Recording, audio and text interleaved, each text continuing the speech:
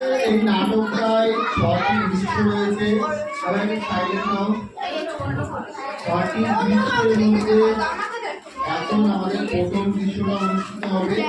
ঠিক আছে, প্রতিটা দৃশ্যের মাঝে গ্যাপ থাকবে।